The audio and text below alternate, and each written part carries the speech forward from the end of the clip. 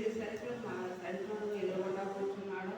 బాబు అమ్మను పిలవడానికి తెలిసింది కాబట్టి వచ్చి సమస్య తీసేయడానికి తీసేయడం నాకు చాలా బాధగా ఉన్నది అన్నానని తీసేసి వెంటనే చేయాలని అమ్మ హాస్పిటల్కి తీసుకెళ్ళిపోను అని చెప్పిందండి. హాస్పిటల్కి వెళ్ళాలని నడిపించి తీసుకెళ్ళిపోయారు. డాక్టర్ గారు వెళ్ళిపోతున్నారు. డాక్టర్ గారు వెళ్ళేటప్పుడు పరిగెత్తి కారు కట్టబడి మా అమ్మగారు బాగలేదండి అంటే వెంటనే వెనక్కి వచ్చారండి. వెనక్కి వచ్చి ఇంజక్షన్స్ రెండు చేశారండి. రెండు చేసిన తర్వాత రూమ్లో పడుకోబెట్టారు. మళ్ళీ నేను మోషన్స్ అయినాయండి, నేను వాంతులు అయినాయి, ట్యాబ్లెట్ చేస్తాను. చలి కుదిపోయింది, అసలు తగ్గలేదండి. 2 డబ్బులు కప్పినా కూడా చలి తగ్గలేదండి. అయిన తర్వాత ట్యాబ్లెట్ వేసాను. ట్యాబ్లెట్ వేసిన తర్వాత ఒక అరగంటకి కొంచెం తగ్గిందండి. తగ్గితే ఫుల్గా ఫీవర్ వచ్చేసిందండి. ఫీవర్ వచ్చిన తర్వాత ఇంటికి తీసుకొచ్చేసి నన్ను హాస్పిటల్లో ఉన్నప్పటి నుంచి కూడా పాస్టర్ గారు నాతోనే ఉన్నారండి.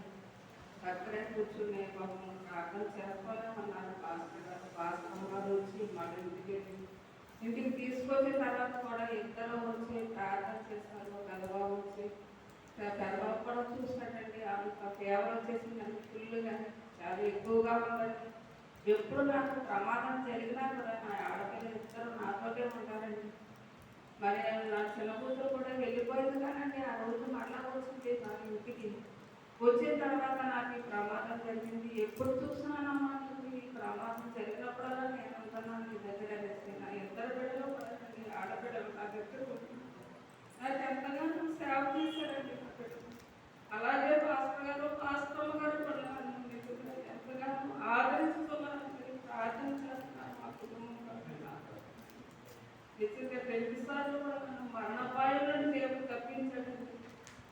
మీ అందరం అడిగిన ప్రార్థనలను జ్ఞాపకం చేస్తున్నాం.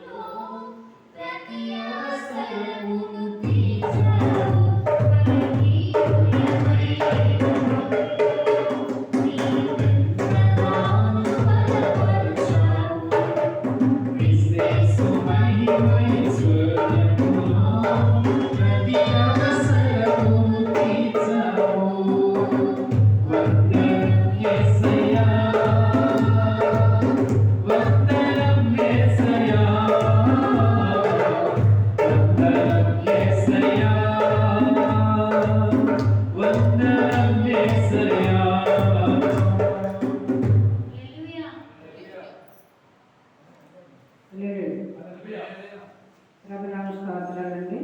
మరి సిస్టర్ గారికి వచ్చిన బిడ్డలందరికీ నేను వందనాలండి. గత సంవత్సరం నుంచి సంవత్సరం దాకా గత వారం నుంచి వారం వరకు దేవుడు మమ్మల్ని మనందరినీ కూడా కాపాడలేదు. నా సాక్షి ఏంటంటే మన బుధవారం రోజు నాకు మోకాలు నొప్పి పట్టిందండి. ఫస్ట్ మోకాలు నొప్పి అలాగే నొప్పిగానే ఉంది. హాస్టల్ గారి చెత్త ప్రార్థన చేయించుకున్నాను. ఇంటికి వచ్చి కూడా ప్రార్థన చేశారు. తర్వాత ఇక్కడ నుండి మాకు కాలు లాగేయడం మొదలెట్టిందండి. లాగేసి పడుకోలేకపోయిందని, నడవలేకపోయిందని. అలాగే డైట్లో కనుక ఇంజక్షన్ చేసిందని మా చెల్లి, అయినా తగ్గలేదండి. కాకపోతే ఇందిరాగారి దగ్గరికి చూపించుకుంటాను. నాకు ఇంటి నుంచి ఇలా నొప్పి వచ్చేసరి నాకు కిడ్నీలో రాళ్ళు ఉన్నాయేమని భయపడిపోయానండి. అప్పుడు ఆ డాక్టర్ గారు అన్నారు అదేమీ కాదండి, ఇది నరాల బలహీనత తగ్గిపోద్దని 5 రోజులు ట్యాబ్లెట్లు పెడతారండి. 5 రోజులు అయిన తర్వాత తగ్గింది. ఇప్పుడు మోకాల్లో ఉందని ఇక్కడికి వచ్చినట్టు నా గురించి మా కుటుంబం గురించి మా అందరి గురించి మరి ప్రార్థించేది అందరి ప్రార్థనలు శివసాక్షి దేవుడి.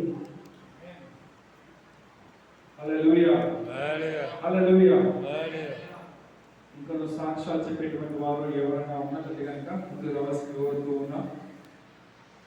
లేని ఎలా పాలు పాడుకొని లేదంటే కనుక చిన్నపిల్లల సండే స్కూల్లో పాట సంఖ్య పిల్లలు పాడిన తర్వాత అందరికి వెళ్దాం. సరే అయితే Sunday school children afterwards will sing afterwards పాల పాడదాం. అప్పటి వరకు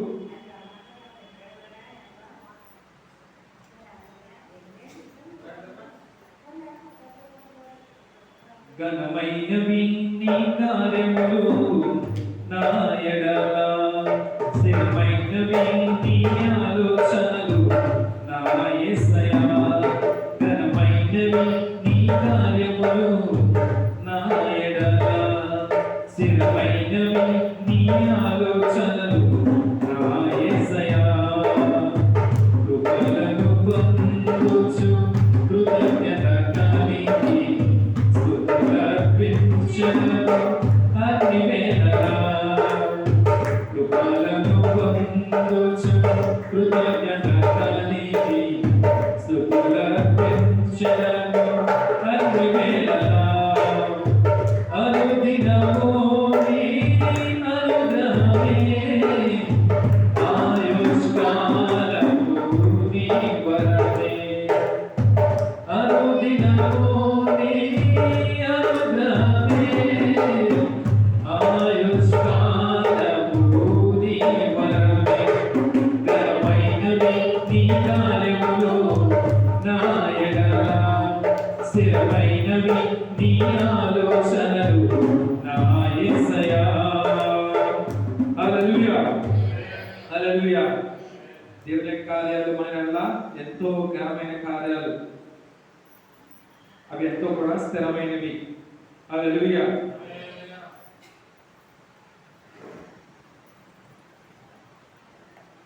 మంచిది. దేవునికి వాక్యాన్ని వెళ్దాం.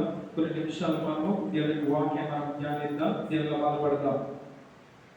దేవునికి వాక్యాలు మనం వెళ్తున్నాం కాబట్టి ఒక్క నిమిషం మనం దేవునికి మొరపెడదాం. దేవుడు నాతో మాట్లాడాలి, నాలో ఇంకా ఏమైనా లోపాలు ఉన్నాయేమో అవి నేను సరి చేసుకోవాలి అని ప్రార్థన చేసుకుందాం. పరిశుద్ధుడా పరిశుద్ధుడా మహోన్నతుడా స్తోత్రాలయ. నీకు వాక్యంలో వెళ్తున్నాం ప్రభా, మీరే మాట్లాడుతూ ఉన్నాం ప్రభా. ప్రతి ఒక్క నీ వాక్యంతో వారి కథలు త్యాగపరచబడుతున్నాం ప్రభా, వారిని సరిచేయబడుతున్నాం ప్రభా. నీకు ఏదైనా లోపాలు ఉన్నాయా ప్రభా, నీకు వాక్యం ద్వారా వారు దిద్దులేటువంటి తప్ప వాళ్ళని అడుగుతూ ఉన్నాం ప్రభా. నీకు వాక్యాన్ని వాక్యాన్ని వారి హృదయంలో భద్రపరిచినటువంటి వాకి ప్రతి ఒక్కరికి అనుగ్రహించమని దయచేయబడుతున్నాం ప్రభా. దేవా, నిలబెట్టిన నన్ను దేవా నీకు సులువు వరకు వచ్చి నీవే నా స్వరం ఉపయోగించుకొని వాడుకొని మీరే మాట్లాడమని, మీరే భయం పొందుకోమని యేసుక్రీస్తు నామమున ప్రార్థించి వేడుకొంచున్నాను తండ్రి. ఆమేన్. హల్లెలూయా. కొరింథీయులకు రాసినటువంటి రెండవ పత్రిక అపోస్తలుడైన పౌలు కొరింథీయులకు రాసిన రెండవ పత్రిక మొదటి అధ్యాయము 3-4 వచనాలు చూద్దామండి. కనికరము చూపు తండ్రి, సమస్తమైన ఆదరణను అనుగ్రహించు దేవుడు, మన ప్రభువైన యేసుక్రీస్తు తండ్రియునైన దేవుడు స్తుతింపబడును గాక. దేవుడు మమ్మును ఈ ఆదరణతో ఆదరించున్నాడు. ఆత్మతో ఎట్టి శ్రమలలో ఉన్నవారినైనను ఆదరించుటకు శక్తి గలవారు మగునట్లు ఆయన మా శ్రమ అంతటిలో మమ్మను ఆదరించున్నాడు. హల్లెలూయా, హల్లెలూయా. ఈరోజు దేవుని యొక్క వాక్యాన్ని మనము ధ్యానించినటువంటి అంశముల భాగం ఏంటంటే కనుక సమస్తమైనటువంటి ఆదరణను అనుగ్రహించు దేవుడు మా శ్రమలో అంతటిలో మమ్మను ఆదరించున్నాడు. హల్లెలూయా. శ్రమ అంతట్లో మనల్ని ఆదరించబడే దేవుడు. హల్లెలూయా, హల్లెలూయా. మన కష్టాలు వచ్చినప్పుడు ఎవరు అనుకుంటారు? మనకి కంపల్సరిగా ఆదరించాలి, మనల్ని ఆదుకోవాలి, తోడుగా ఉండాలి ఆ టైంకి ఆ వేళల్లో అని అందరూ కూడా ఆశపడుతూ ఉంటారు, కోరుకుంటూ ఉంటారు. అయితే అటువంటి సమయంలో మన కుటుంబ సభ్యులు, మన స్నేహితులు వచ్చి కొంతసేపు ఒక అరగంట అవ్వచ్చు, గంట అవ్వచ్చు, మనం బలపరుస్తూ ఉంటారు. ఎందుకు ఏడుస్తున్నావు, ధైర్యం వేయడంతో ఇలాగలాగా అంటూ ఉంటారు, మాట్లాడుతూ ఉంటారు. హల్లెలూయా. అది ఎంతకాలం వరకు విశ్రామం? మరి అరగంట లేదా గంట లేదు, బాగా ఇంకా కొంచెం బాగా ఉండాలి, వీడు నావాడు అనుకుంటాడు, గట్టిగా ఎంతసేపు ఉంటుంది? ఇంకా గట్టిగా అంటే ఒక 4 నిమిషాలు. హల్లెలూయా. అంటే మన స్నేహితులు అవ్వచ్చు, మన కుటుంబీకులు అవ్వచ్చు, మనల్ని ఆదరించడానికి సర్టెన్ టైం అంటూ తీసుకుంటారు. అంటే దానికి కాలం తీసుకుంటారు. ఎంత కాలం అంటే గంటలు లేదంటే కనుక పూట తీసుకుంటూ ఉంటారు. కానీ మన దేవుని యొక్క ఆదరణ మాత్రం అది ఎల్లకాలము ఉంటది మనతోనే. ఎందుకంటే మన దేవుడు అంతలా మనల్ని ఆదరించగలిగినటువంటి గొప్ప దేవుడు కాబట్టి. హల్లెలూయా, హల్లెలూయా. అన్ని వేళల్లో అన్ని పరిస్థితుల్లో మనకి దేవుని ఆదరణ మనకి ఉంటూనే ఉంటది. హల్లెలూయా. దేవుడి సహాయం మనం చేస్తూనే ఉంటారు. దేవుడు మనకి సహాయం చేయలేకపోతే, ఆటంకలేకపోతే కనుక మనము ఏమైపోదు. హల్లెలూయా. ఈ కరోనా కాలం చూసుకుంటే కనుక కొంచెం మన అనారోగ్యమైనది మనకేం ఫీల్ అవుతూ ఉండే వాళ్ళము, బాబోయ్ నాకు ఏదో కరోనా వస్తుందేమో అంటూ బాగా వీక్ అయిపోయి మైండ్ మొత్తం డిస్టర్బ్ అయిపోయి బాగా ఇంకా డిప్రెషన్ మూడ్లో వెళ్ళిపోతూ ఉండేవారు. మన ఇంటి పక్క వాళ్ళేమో ఏంటి జ్వరం వచ్చిందా అంటే కరోనా అనుకుంటా ఇలా భయపెట్టేటువంటి దాంతో ఏమవుతుంది, అలాగా డిప్రెషన్లో వెళ్ళిపోయేవారు. హల్లెలూయా.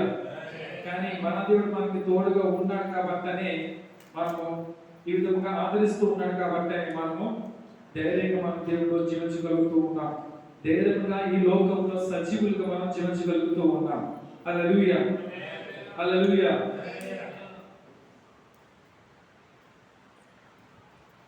ఈ లోకం చూసుకుంటే కనుక దేవునికి సహాయం చేయలేని వారంటూ ఎవరు కూడా లేరు అని బైబిల్ చెప్తూ ఉంది కదా. ఎవరికి ఎటువంటి ఆదరణ అవసరమో దేవుడు వారికి చక్కగా తెలుసు కాబట్టి ఆ దేవుడు ఆ విధముగా ప్రతి ఒక్కరిని ఆదరిస్తూనే ఉన్నాడు. హల్లెలూయా, హల్లెలూయా. ఆయనకి సమస్తమైనటువంటి ఆదరణ అనుగ్రహించకుండా యేసును ఎవరు కూడా ఆపలేరు. హల్లెలూయా. ఏది కూడా యేసయ్యను ఆపలేదు. యేసయ్య మనకు అంతలాగా ఆదరిస్తున్నారు కదా, మన ఆదరణ మనం ఆపేయాలి. కాబట్టి మనం యేసయ్యను మనకు ఆదరణ ఇవ్వకుండా మనం ఆపాలి అని చూద్దాం అనుకుంటే ఎవరి తరం కూడా అది కానే కాదు. హల్లెలూయా. ఎవరు కూడా అది చేయలేరు. హల్లెలూయా. ఆయన ఎలా అంత చక్కగా ఎవరు మనకు ఆదరణ ఇవ్వలేదు. హల్లెలూయా. దేవుడి నుంచి ఓదార్పును పొందుగాలంటే కనుక మనం కొన్ని పనులు మనం చేయాల్సి ఉన్నది. అవి ఏంటో మనము కొంచెం వరుసగా మనం పరిశీలన చేద్దాం. కొన్ని విషయాలు దాంట్లో ఉన్నాయి. అంటే ఆధారాలంటే కనుక మనం ఓదార్పును పొందాలంటే దేవుడి నుంచి మనం పొందాలంటే కనుక కొన్ని విషయాలు మనం జాగ్రత్తగా పరిశీలన చేసుకోవాలి. హల్లెలూయా. మొదటిగా చూసుకుంటే కనుక ఆదరణ కొరకు దేవుని దగ్గరికి మనము రావాలి. హల్లెలూయా. మొదటి మనం ఏం చేయాలంటే ఆదరణ కొరకు దేవుని దగ్గరికి మనము రావాలి. ఎవరి జీవితంలో సరే విషాదం ఎదురైనప్పుడు, విషాదకరమైన పరిస్థితుల్లో ఉన్నప్పుడు వారు చేస్తూ ఉంటారు, వారు అక్కడికో వెళ్తూ ఉంటారు. అంటే చాలా బాధ కలిగినది, చాలా శ్రమలు వచ్చినాయి, తట్టుకునేటువంటి బాధ ఉన్నప్పుడు వారు చేస్తూ ఉంటారు. ఏ సముద్రం తీరానికో గోదావరి తీరానికి వెళ్ళి కొంచెంసేపు అక్కడ కూర్చుంటే కొంచెం అప్పటికైనా సరే కొంచెంసేపు మనసు కొంచెం తేలిక అవుతుంది, ప్రశాంతంగా ఉంటాము అని అనుకుంటూ ఉంటారు. కొంతమంది ఏం చేస్తూ ఉంటారు, ఈ తాగుబోతులు తాగుడుకు బానిస అయిపోయి దానికి అలవాటు పడిన వాళ్ళు ఏమవుతుంటారు, వెంటనే వారు బార్కి వెళ్ళిపోతారు. బార్కి వెళ్ళిపోయి కొంచెం మందు వేస్తే కనుక తగ్గిపోతుంది అని అనుకుంటారు. కానీ అది మందు వేస్తే కనుక తగ్గిపోతుందంటే కనుక అది తగ్గదు. హల్లెలూయా. మందు వేసిన 1 గంటకో లేదా 2 గంటలకు అవ్వచ్చు. ఆ టైం వరకే అది దాని గురించి ఆలోచన లేకుండా పెట్టుకోకుండా కొంచెం రిలీఫ్ అనేది ఉంటుంది అంతే. హల్లెలూయా. పోయిన తర్వాత ఆ టైం అయిపోయిన తర్వాత అప్పుడేమవుతుంది, మళ్ళీ నార్మలే యథావిధిగా వారి సమస్యలు, వారి కష్టాలు, వారి బాధలు మళ్ళీ అవి ఎదురుగా ఉంటాయి కాబట్టి, కనబడుతూనే ఉంటాయి కాబట్టి మళ్ళా బాధపడుతూనే ఉంటారు. హల్లెలూయా, హల్లెలూయా. ఒకవేళ అలాగా తాగుతూ మందులు బానిస అయిపోతూ దానికి అలవాటు పడిపోయిన వారు అలా తాగుతున్నారు అనుకో, దానికి మాకేమవుతుంది, వారి ఆరోగ్యం కూడా రాను పాడైపోతూ ఉంటుంది. దానివల్ల ఏమవుతుంది, వారు అలాగే వారి కుటుంబీకులు కూడా ఆయన బట్టి దుఃఖం పడుతూ ఉంటారు.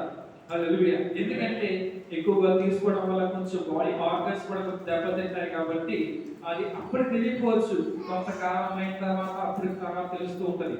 హల్లెలూయా, హల్లెలూయా. కాబట్టి కీర్తన గ్రంథము 54వ అధ్యాయము 4వ వచనం. ప్రియ దేవుని బిడ్డలారా, యేసయ్య దగ్గర వస్తే ఆయన ఖచ్చితంగా సమస్తమైన ఆదరణను అనుగ్రహించుటకు సిద్ధంగా ఉన్నాడు. 54వ అధ్యాయము 4వ వచనం. ఇదిగో దేవుడే నాకు సహాయకుడు, ప్రభువే నా ప్రాణమును ఆదరించువాడు. సో కంపల్సరీ మనం ఏం చేయాలంటే కనుక ఈ వాక్యం మనం గుర్తు పెట్టుకోవాలి. ప్రభువే నా ప్రాణమును ఆదరించువాడు. సో కాబట్టి నేను ఏం చేయాలి? దేవుని దగ్గరికి నేను రావాలి. ఎందుకంటే దేవుడు మనల్ని ఆదరిస్తూ ఉంటున్నాడు కాబట్టి మనం దేవుని దగ్గరికి వస్తే కనుక ఆదరణ మనం పొందుకోగలము. అటువంటి ఆశతోటి తలంపుతోటి మనము ఉండాలి. హల్లెలూయా, హల్లెలూయా. మత్తయి సువార్త 11వ అధ్యాయము 22వ వచనం. మత్తయి సువార్త 11వ అధ్యాయము 22వ వచనం. ప్రయాసపడి భారం మోసుకొచ్చున్న వాళ్ళ మీద కూడా యేసయ్య ప్రత్యేక శ్రద్ధ చూపిస్తూ ఉన్నాడు. ఏం చెప్తున్నారు అక్కడ? ప్రయాసపడి భారం మోసుకొచ్చున్న సమస్త జనులారా నా యొద్దకు రండి, నేను మీకు విశ్రాంతిని కలుగజేయుదును. హల్లెలూయా. చూస్తారు కదా, అంటే ఎంత భారం మోస్తూ ఉన్నావు, ఎంత కష్టాలు అనుభవిస్తున్నావు, నిశ్రమలు అనుభవిస్తున్నావు, ఆ కాలంలో నన్ను మరువద్దు, నేను మిమ్మల్ని ఆదరిస్తాను, నా దగ్గరికి రా, నీ శ్రమలో నీ భారాలు నీ బాధలు అవన్నీ కూడా నా మీద వేయి, నా భుజాల పైన వేయి, నేను మోస్తాను, నీకు బదులుగా నేను మోసి నీకు విశ్రాంతినిస్తాను అని దేవుడు యొక్క వాక్యం మనకి తెలియపరుస్తున్నది. హల్లెలూయా, హల్లెలూయా. రాజు అయినటువంటి దావీదు గారు కూడా ఎంతో విషాదాన్ని అనుభవించి ఉన్నారు. దావీదు రాజు గారు కూడా ఆయన కూడా మనిషే, మన వ్యక్తే, ఎన్నో శ్రమలు అనుభవించి ఉన్నాడు. ఎంతో మంది సౌలు గారు దావీదు గారిని తరిమి వేసుకున్నారు. దావీదు గారిని చంపేయాలి అని చెప్పి సౌలు గారు కూడా చాలా ప్రయత్నాలు కూడా చేసి ఉన్నారు. హల్లెలూయా. ఎన్నో బాధలు అనుభవించి ఉన్నారు. కానీ దావీదు మాత్రము దేవుణ్ణి పట్టుకొని మాత్రము విడవలేదు. హల్లెలూయా, హల్లెలూయా. ఆదరణ కోసం ఆయన ప్రభువుని ఇలా వేడుకున్నాడంట. ఎలాగంట? కీర్తన గ్రంథము 28వ అధ్యాయము 2వ వచనం. కీర్తన గ్రంథము 28:2. నేను నీకు మొరపెట్టినప్పుడు నీ పరిశుద్ధాలయం వైపునకు నా చేతులు నెత్తునప్పుడు నా విజ్ఞాపనని ఆలకింపుము అని. దావీదు గారిని ఇక్కడ చూసుకుంటే ఆయన ఎంతో విషాదకరమైన పరిస్థితిలో ఉన్నాడో ఈ వాక్యం బట్టి మనకు అర్థమవుతూ ఉండొచ్చు. దేవునికి మొరపెడుతూ ఉన్నప్పుడు నా విజ్ఞాపనని నీకు ఆలకింపుము అని దేవుడిని ఇక్కడ అడుగుతూ ఉన్నాడు. అంటే నా ప్రార్థనను నీవు ప్రభువాన్ని వినండి ప్రభువా అంటూ దావీదు మహారాజు గారు అక్కడ యేసయ్య అక్కడ గురించి అక్కడ చెప్తూ ఉన్నాడు. యేసయ్య ఆయనకి సమాధానం లేదు కనుక ఇచ్చాడు, అంతే కనుక ఇచ్చాడు. అదే అధ్యాయంలో మనకి 7వ వచనం చూడండి ఒకసారి. అదే అధ్యాయంలోనే 7వ వచనం. యెహోవా నా ఆశ్రయము, నా కేడము, నా హృదయము, ఆయన యందు నమ్మకించును గనుక నాకు సహాయము కలిగెను. హల్లెలూయా. ఎవరికైనా సరే కొంచెం ఆపత్కాలంలో ఉంటే కనుక వారికి సహాయం చేసినప్పుడు మాత్రమే అమ్మయ్య నాకు సహాయం దొరికింది, నాకు సహాయం చేస్తారంటూ చెప్పగలరు. అంటే ఇక్కడ దావీదు గారు చూసుకుంటే ఇక్కడ దేవుని మొరపెడుతూ ఉన్నాడు, దేవుని అడుగుతూ ఉన్నాడు. అడుగుతూ ఉంటే కనుక దేవుడు ఇక్కడ దావీదు గారికి సహాయం చేశారంటారా చేయలేదంటారా? చేశారా చేయలేదా? దేవుడు చేశారు. అందరి బట్టే కదా నాకు సహాయం కలిగెను అని దావీదు ఇక్కడ చెప్తూ ఉన్నారు. యెహోవా నా ఆశ్రయము, నా కేడము, నా హృదయము, ఆయన యందు నమ్మిక ఉంచును గనుక నాకు సహాయము కలిగెను.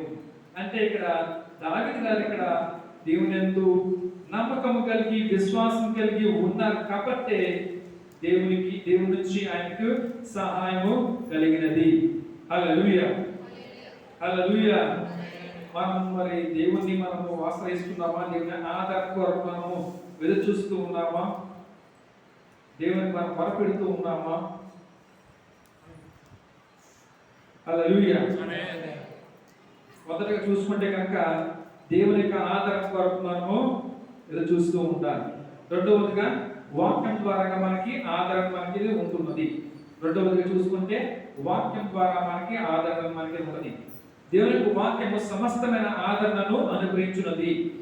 రోమపత్రిక 15వ అధ్యాయము 4వ వచనం. రోమపత్రిక 15వ అధ్యాయము 4వ వచనం. ఏలయనగా ఓతు వలనను లేఖనముల వలనని ఆదరణ వలనను. చాలండి. హల్లెలూయా, హల్లెలూయా. ఏలయనగా ఓతు వలనను లేఖనముల వలని ఆదరణ వలనను. లేఖనముల వలని ఆదరణ వలనను అంటే ఈ పరిశుద్ధ లేఖనాల వల్ల కూడా మనకి ఆదరణ మనకు అనేది ఉంటది, ఆదరణ మనకు అనేది వస్తుంటది అని ఇక్కడ మనకి పరిశుద్ధ లేఖనాన్ని బట్టి కూడా మనకి తేడాగా తెలియవస్తున్నది. హల్లెలూయా, హల్లెలూయా. అలా మనం చూసుకుంటూ ఉంటే కనుక, ఇంకా పరిశీలిస్తే కనుక కీర్తన గ్రంథము 119వ అధ్యాయము, కీర్తన గ్రంథము 119వ అధ్యాయము 50వ వచనం. 119:50. నీ వాక్యము నన్ను బ్రతికించి ఉన్నది, నా మాటలో ఇదే నాకు నెమ్మది. నెమ్మదిగా నాకు అర్థం ఏంటి? ఆదరణ కలిగించున్నది. హల్లెలూయా. ఈ వాక్యము నన్ను బ్రతికించి ఉన్నది, నా బాధలో ఇదే నాకు నెమ్మది కలిగించున్నది. హల్లెలూయా, హల్లెలూయా. మరి ఎంతవరకు దేవుని యొక్క వాక్యం నాకు ఎంతో బలాన్ని ఇస్తున్నది, ఎంతో శక్తిని ఇస్తున్నది. దేవుడు నాకు పూర్తిగా నేను తన తోడుగా ఉంటున్నారు అని ఎవరు చెప్పగలరు అంటే కనుక నిత్యము నిత్యము దేవుని యొక్క వాక్కును, దేవుని యొక్క వాక్యసారంగా జీవించే వారు మాత్రమే ఆలోచన చెప్పగలరు. హల్లెలూయా, హల్లెలూయా. కాబట్టి ఈ వాక్యం ద్వారా మనము ఆదరణ మనం పొందుకోగలము. మూడో చూసుకుంటే కనుక పరిశుద్ధాత్మ ద్వారా మనము ఆదరణ మనం పొందుకోగలము. పరిశుద్ధాత్మ ద్వారా మనం ఆదరణ. యేసయ్య తను చనిపోవడానికి ఒక రాత్రి ముందుగా తాను త్వరలోనే వారిని విడిచి వెళ్ళిపోతానని నా శిష్యులతో చెప్పి ఉన్నారు. ఆ మాటను విన్నటువంటి ఆ శిష్యులు ఎంతగానో కలవరపడిపోయి ఉన్నారు. వాళ్ళకి ఎంతగానో దుఃఖం కలిగింది. అయినా సరే ఏం చేస్తారు అక్కడ దేవుడు అప్పుడు వాళ్ళకు ఓదార్పు అవసరం ఉందని యేసయ్య గ్రహించి అప్పుడు ఏం చెప్తున్నారు నా శిష్యులతోటి? నేను తండ్రిని వేడుకొందును, మీ యొద్ద ఎల్లప్పుడూ నుండుటకై ఆయన వేరొక ఆదరణకర్తను అనగా సత్స్వరూపియగు ఆత్మను మీకు అనుగ్రహించును అని వాక్యము మనకి వాగ్దానం మనకి దేవుడు అక్కడ చేశారు. హల్లెలూయా, హల్లెలూయా. అది యోహాను సువార్త 14వ అధ్యాయం 16వ వచనంలో మనకు ఉంటది. ఆదరణకర్త అనగా పరిశుద్ధాత్ముడు. పరిశుద్ధాత్ముడు మనకి తోడుగా మీకు ఇస్తున్నానంటే ఇక్కడ యేసయ్య మనకి తెలియజేస్తూ ఉన్నారు. ఆ పరిశుద్ధ లేఖనాన్ని బట్టి మనకు అక్కడ అర్థమవుతున్నది. కాబట్టి ఆ శక్తి, ఆ పరిశుద్ధాత్మ శక్తి మనలో ఉంటే ఎంతో మనము ఆదరించబడగలుగుతాము. హల్లెలూయా, హల్లెలూయా. సో కాబట్టి ఫస్ట్ గా చూసుకుంటే మనం ఏం చేసుకున్నాం? మనము దేవుని యొక్క ఆదరణ కొరకు మనం దేవుని దగ్గరికి మనము రావాలి. రెండవదిగా వాక్యం ద్వారా మనము ఆదరించబడతాము. మూడవదిగా పరిశుద్ధాత్మ ద్వారా మనము ఆదరణ పొందుకుంటాము. నాలుగవదిగా ప్రార్థన ద్వారా మనము ఆదరణ పొందుకోగలము. మనకి ఏదైనా ఒక కారణం చేత మనం బాధతో ఉంటే కనుక మనం చేస్తూ ఉంటాము, మన దేవాదేవుని మన ప్రభువుకి మనం చేస్తూ ఉంటాం, ఇప్పుడు ప్రార్థన చేసుకుంటాం అంతే కదండి. ఇప్పుడు ఎవరైనా సరే ఎప్పుడు ఏడుస్తారు, ఎప్పుడు కన్నీరు కారుస్తారు? కష్టం వచ్చినప్పుడే, అంటే ఆ తక్కువైనటువంటి శ్రమ అయితే కనుక అటువంటి పరిస్థితులు ఉన్నప్పుడు మాత్రమే వారు కన్నీరు కారుస్తూ ఉంటారు. ఆ బాధలు ఉన్నప్పుడు మాత్రమే, అంతకు మాత్రం వారు ఏడుస్తారు. కానీ మామూలుగా ఎప్పుడు కూడా ఏడుస్తూనే ఉంటారా? ఉంటారు కదండి. సో ఇక్కడ ఏం చెప్తున్నారు ఇక్కడ అంటే మన బాధ కలిగినప్పుడు మాత్రం కంపల్సరీగా దేవునికి మనం ప్రార్థన చేయాలి. అంటే బాధ కలిగి మాత్రమే చేయాలంటారా? సంతోషం ఉన్నప్పుడు మనం చేయాల్సిన అవసరం లేదంటారా? అంటే సంతోషమైన బాధ అయినా సరే దేవుని మనం మర్చిపోకుండా గుర్తు చేసుకుంటూ దేవుని మార్పు పట్టే రీతికి మనం ఉండాలి. హల్లెలూయా, హల్లెలూయా. ఎందుకంటే అటువంటి సమయంలో కష్టకాలం ఉన్నప్పుడు మన భారాన్ని ఆయన మీద వేయమన్నాడు కాబట్టి ఆయన చెప్పుకుంటే మన తేలిక అవుతుంది కదా, మన గుండె అప్పుడు ఏంటంటే మన బరువు తేలిక అవుతుంది మనకి. హల్లెలూయా, హల్లెలూయా. మనటి కాలం చూసుకుంటే కనుక మరి మంది గారు అంటే కొంచెం బలహీనం అయిపోయి ఉన్నారు. అప్పుడు ఏం చేస్తూ ఉన్నారు? నేను అవ్వచ్చు, మా నాన్నగారు అవ్వచ్చు, మా అమ్మగారు అవ్వచ్చు, అప్పుడు ఏం చేస్తారు? దేవునికి మొరపెట్టారు. ఎందుకంటే అస్సలు గారిని బలపరచాలని, మంచి ఆరోగ్యం ఇవ్వాలని అటువంటి సమయాల్లో దేవునికి మొరపెట్టి ఉంటారు. అంటే అలాగునని ప్రతిరోజు కూడా వారి కొరకు ప్రార్థన చేయడం లేదా అంటే కనుక సంఘ బిడ్డల వారి కొరకు, సంఘం కొరకు ప్రతిరోజు కూడా మేము ప్రార్థన చేస్తూ ఉన్నాము కూడా. హల్లెలూయా, హల్లెలూయా. ఎందుకంటే వారికి ఎల్లవేళలా దేవుడు తోడుగా ఉండాలని, వారిని ఆదరించాలని, బలపరచాలని మేము అన్ని వేళల్లో వారి కొరకు ప్రార్థన చేస్తూ ఉంటాం. ఎందుకనగా దైవజనులు సేవకుని యొక్క అది ఒక బాధ్యత అన్నమాట, అదొక రెస్పాన్సిబిలిటీ. హల్లెలూయా, హల్లెలూయా. అంటే ఇది ఎలాగంటే కనుక ఒక సేవకుడు అంటే కనుక దైవజనులు ఉంటారు కనుక వారికి సంఘాన్ని బిడ్డలు వారందరూ కూడా మందగా ఉంటారు. ఈ కాపరిగా ఉన్నారు, వీరందరూ కూడా మందగా ఉంటారు. మందగా ఉన్నారంటే కనుక ఏమవుతుంది?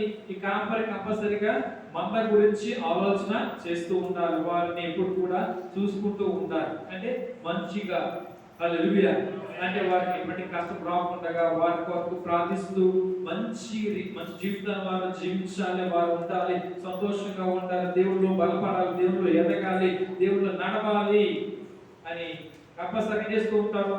ఈ కాపరి మంద కొరకు ఎప్పుడు కూడా ఆలోచిస్తూ ఉంటాడు, వారి కొరకు ప్రార్థిస్తూ ఉంటాడు, దేవుడికి విజ్ఞాపన చేస్తూనే ఉంటాడు. హల్లెలూయా, హల్లెలూయా. మన భారాన్ని దేవుని పైన వేస్తే కనుక అప్పుడేమవుతుంది? మనం చాలా కొంచెం రిలీఫ్గా ఉండగలుగుతాం. హల్లెలూయా. కాబట్టి మనం కంపల్సరీగా మనము మర్చిపోకుండా కానీ దేవునికి మనం మొరపెట్టే రీతిగా ఉంటే కనుక మన చింత యావత్తు మనం దేవుని పైన వేస్తే కనుక మనం కొంచెం సంతోషంగా మనం ఉండగలము. హల్లెలూయా. ఎందుకంటే యేసయ్య మన దేవుడు నీకు బదులుగా, అంటే నువ్వు లేదంటే కనుక చీకటి శక్తులు అవ్వచ్చు, సమ శక్తులు అవ్వచ్చు, వారితో యుద్ధం చేయకుండా, వారితో యుద్ధం చేయనివ్వకుండా నీకు బదులుగా మన యేసయ్య మన దేవుడే వారితో యుద్ధం చేస్తాడు. హల్లెలూయా, హల్లెలూయా.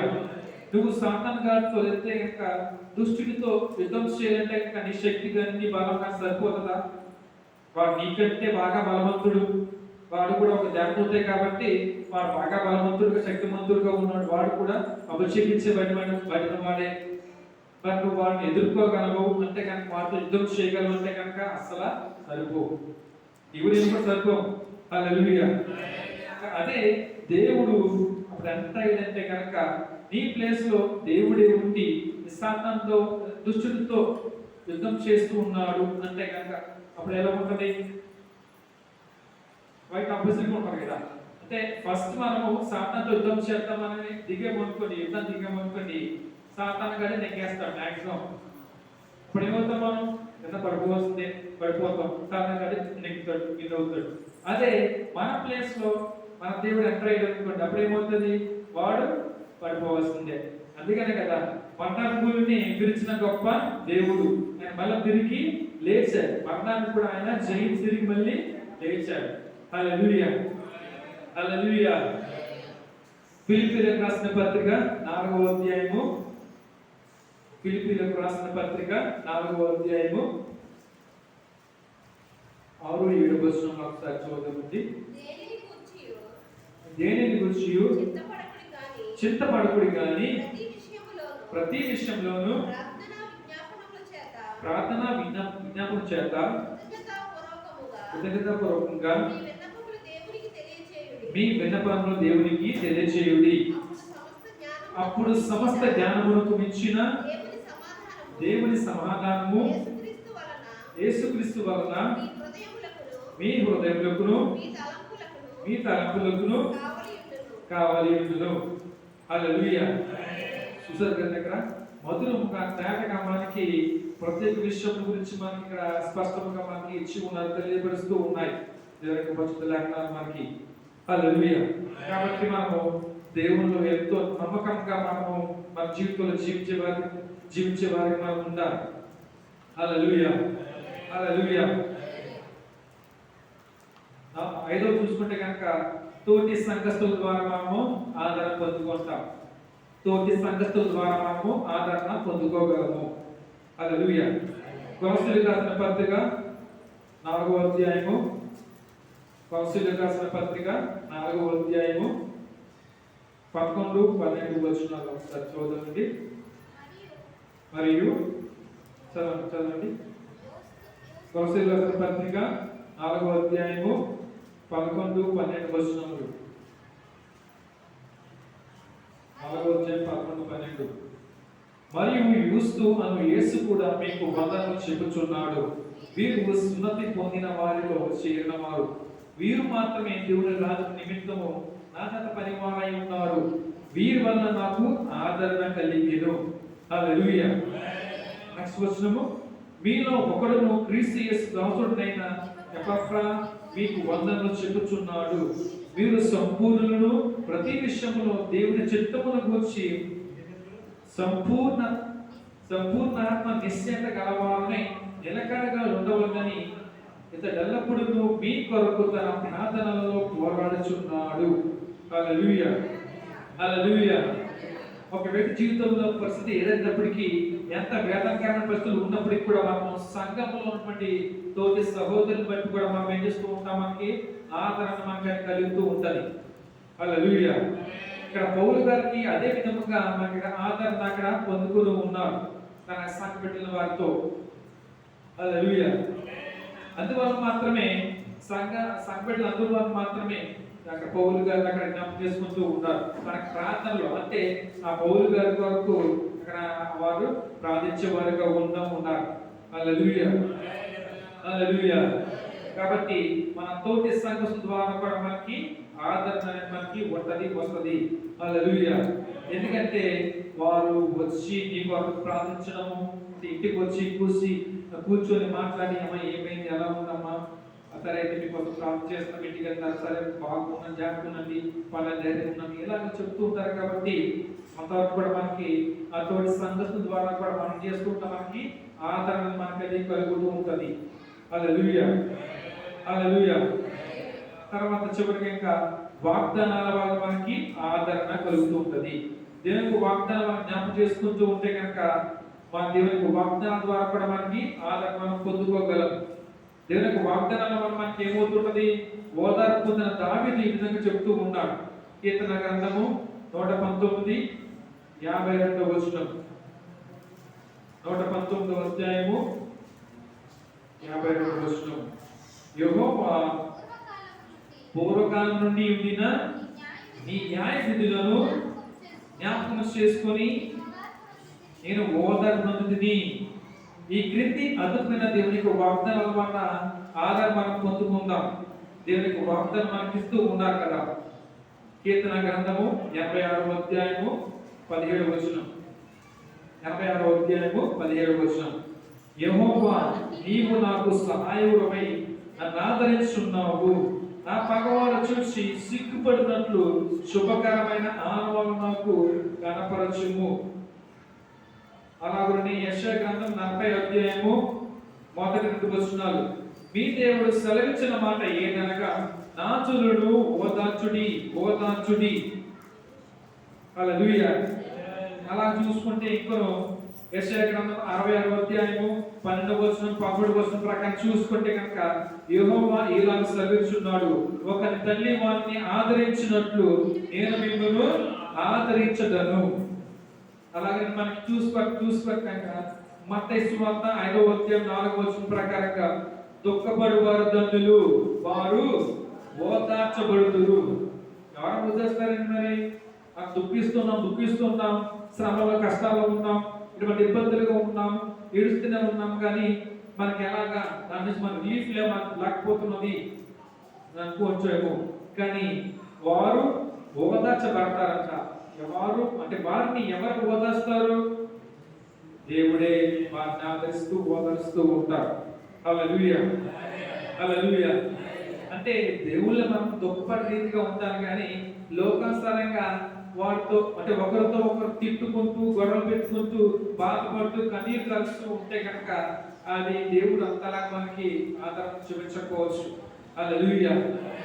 దేవుని యొక్క పనిలో ఎంతలాగా సాగుతూ ఉన్నావో ఉంటూ ఉన్నావో ఫలిస్తూ ఉన్నావో అప్పుడు ఎవరైనా సరే అప్పుడు నేనేమైనా నీ పైన కానీ నేనేమైనా కానీ ఒక మాట అన్నా సరే కానీ నిందలు చేసినా సరే నువ్వు బాధపడుతూ ఉంటే కన్నీరు కాలుస్తూ ఉంటే కంపల్సరిగా దేవుడు నిన్ను ఓదార్స్తూ ఉంటాడు, ఓదార్చగలడు, ఆదరించగలడు. హల్లెలూయా, హల్లెలూయా. కాబట్టి మన ప్రతికూలతటువంటి అనే పెరుగాలు నీపై వీచినప్పుడు, కష్టాల వర్షం కొండపోతగా నీపై కురిసినప్పుడు, విపత్తు అనే బలగంలో నీ మీద దారుణంగా పడుతూ ఉన్నప్పుడు కూడా మనము దిగులు పడకూడదు.